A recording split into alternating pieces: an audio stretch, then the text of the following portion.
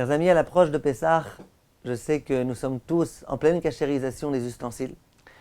J'aimerais vous dire un point important, c'est un scoop. C'est un point auquel on n'est pas suffisamment informé. Toute personne qui va écouter ce cours, elle va être d'accord avec moi à 100%. Un minimum de connaissances de halakha permet d'arriver à cette conclusion-là. J'ai donné un cours l'année dernière devant des avrechim, des talmidei chachamim, et tout le monde. Ils ont écouté ce que j'ai dit. Et après, ils m'ont dit, mais la vérité, vous avez raison, on n'y pense pas. On pense bien faire et en fait, on fait mal. De quoi s'agit-il? Vous savez que lorsqu'on vient cachériser la gazinière, et on vient cachériser ce qui s'appelle en hébreu la chatsuba, la grille de cuisson. Ça veut dire là où la casserole se repose. Il y a en dessous les brûleurs, il y a une espèce de grille sur laquelle la casserole se repose. Je ne parle pas maintenant de plaque à induction, je ne parle pas maintenant de vitrocéramique, je parle du gaz à l'ancienne.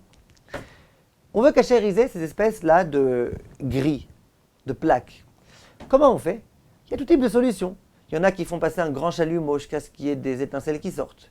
Il y en a qui se contentent de faire agala dans klirichon. Ils trempent ça dans un klirichon.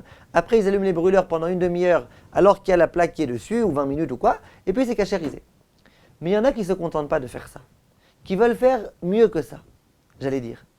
Ils mettent tout autour de ces grilles-là un papier d'aluminium. En général, du gros aluminium, parfois 2-3 couches pour être sûr qu'ils ne déchirera pas pendant la fête. En général, on se bousille les mains avec cet aluminium tellement qu'il coupe. Et puis voilà. Et puis, on pense comme ça qu'on aura bien fait. Pourquoi on aura bien fait? On aura très bien fait.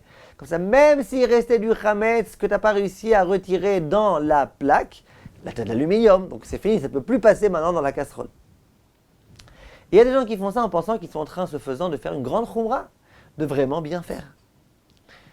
Et moi, je viens et je dis que quelquefois de faire ça, non seulement c'est pas une khumra, mais c'est un issour deoraita. Je me suis amusé dans les séminaires à poser la question, comment c'est possible qu'en mettant l'aluminium, tu fasses un issour deoraita? Personne n'a trouvé la réponse. Question difficile, amusez-vous à poser autour de vous la question, comment c'est possible? Pourtant tu peux que mieux faire, tu mets de l'aluminium, comment ça peut être un problème? Il y a même des personnes qui me disent, moi j'ai pas de chalumeau, moi j'ai pas de grand ustensile pour pouvoir faire la hagala. Est-ce que je peux me contenter de mettre que l'aluminium? Si tu me poses la question concernant les Chol Pessah, si vraiment tu mets de l'aluminium, donc tu es sûr qu'il ne se déchirera pas et compagnie, on peut autoriser. Mais il y a un problème ici auquel on ne pense pas. Lequel? Vous savez qu'il y a une question qui se pose, une question très forte. Comment c'est possible que dans toutes les maisons juives, on se serve des mêmes plaques de cuisson, aussi bien pour le lait que pour la viande? Il y a a priori deux problèmes qui peuvent se poser. Vous savez que la cuisson du lait et de la viande ensemble, c'est un issour deoraita. Même si je ne consomme pas ça finalement. Cuire ensemble lait et viande, c'est un issour deoraita. Autre problème. Donc, si jamais je fais cuire du lait et que ça tombe, et qu'après, il y a de la viande qui tombe au même endroit, eh ben, ça peut occasionner une cuisson qui a un issour deoraita. Deuxième problème qui se pose, si à un moment donné sur la grille, il y a un peu de lait qui tombe. Après, au bout de 10 minutes, je cuis de la viande, il y a de la viande comme ça qui se déverse et qui tombe. Qu'est-ce que j'ai finalement dans cette grille contenue? Du lait et de la viande mélangée. Ça s'appelle taref, c'est quelque chose de pas cachère. Si demain je mets dessus une casserole, et pour peu qu'il y ait un peu d'humidité sur le fond de la casserole, entre cette espèce de plaque là, de grille, et la casserole, le taref va sortir de cette grille, va rentrer dans la casserole, et ça peut faire quelque chose de pas cachère, ça peut rendre la casserole pas cachère. Sur quoi on se repose? Mon maître, le Rav Steinbourg, lui il dit effectivement que toute personne qui peut bien faire, qu'elle essaye d'avoir des grilles spéciales pour le lait, des spéciales pour la viande, et s'inspire du Ktav Sofer ce faisant. Mais d'accord, à part ça, la plupart des gens ils font pas ça. Ils se servent de la même pour le lait et pour la viande. Sur quoi ils se reposent? Tous les grands poskim, le Rav Wosner, le Rav Ovadia, tous les poskim ils se sont posé la question. Et ils ont dit qu'en fait, il y a un mode d'auto-cachérisation. Ça veut dire quoi? C'est-à-dire que comme il y a toujours du feu qui se trouve là-bas, que c'est toujours chaud, et ben même s'il y a du lait qui est tombé, immédiatement tombé, aussitôt tombé, il rencontre la flamme. La flamme, elle le carbonise automatiquement. Et puis il n'y a plus rien. Quand on dit il y a de la viande qui va tomber, c'est pas qu'il y a de la viande qui rencontre du lait, c'est qu'il y a de la viande qui dans 2 secondes va devenir elle aussi du charbon, qui rencontre un ancien lait. C'est plus du lait maintenant, c'est du lait complètement, c'est fini. Donc cette grille en quelque sorte elle aussi, elle s'auto-cachérise. Il y a du lait qui est tombé, d'accord, mais la flamme elle-même elle a cachérisé avant qu'il y ait de la viande qui tombe. Et après ça cachérise à nouveau. C'est sur ça qu'on se repose en général, à tous les problèmes qui peuvent malgré tout exister avec tout ce qu'on essaye d'expliquer maintenant. Quand on met à Pessah de l'aluminium, il y a un problème. C'est quoi?